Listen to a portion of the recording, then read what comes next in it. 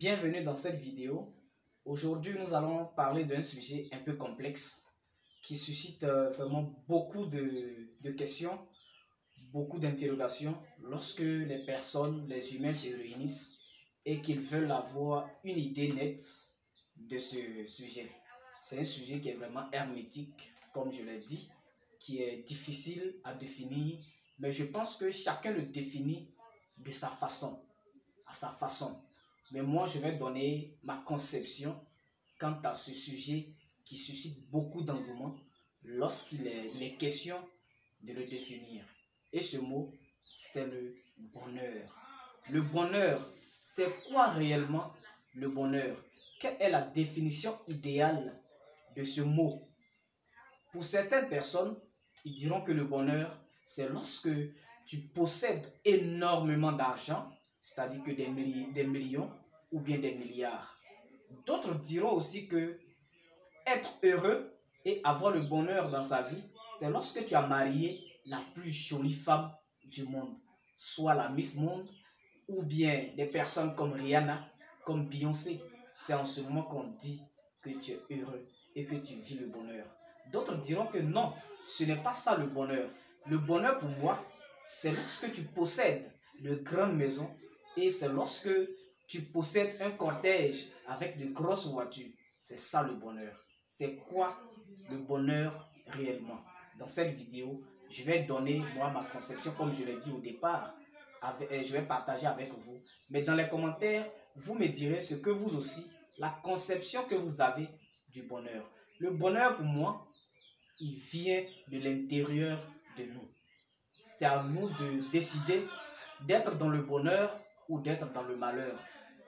Est-ce que lorsqu'une personne meurt, est-ce qu'en ce moment, on dit qu'on est malheureux ou qu'on est heureux? Moi, je dirais que ça dépend de la façon dont nous, on conçoit la mort.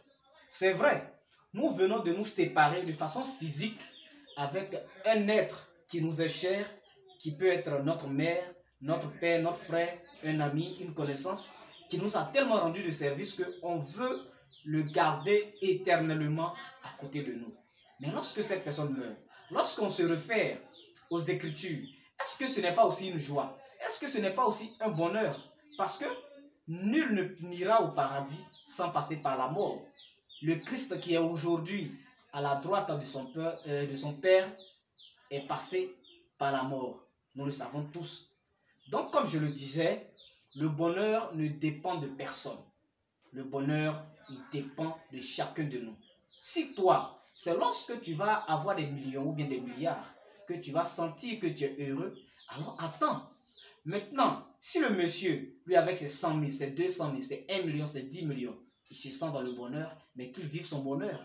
Et il ne faudrait pas qu'on définisse le bonheur selon nous, nos critères. Non, chacun sait c'est à quel moment est-ce qu'il est heureux, c'est à quel moment est-ce qu'il est malheureux. Mais le bonheur, moi je pense que chacun peut causer son bonheur. Le bonheur, il vient à l'intérieur de nous. Il n'est pas ailleurs. Ce n'est pas notre parent, ce n'est pas notre femme avec qui nous allons nous mettre en couple. Ce n'est pas notre homme avec qui nous allons nous mettre en couple qui vont nous apporter le bonheur.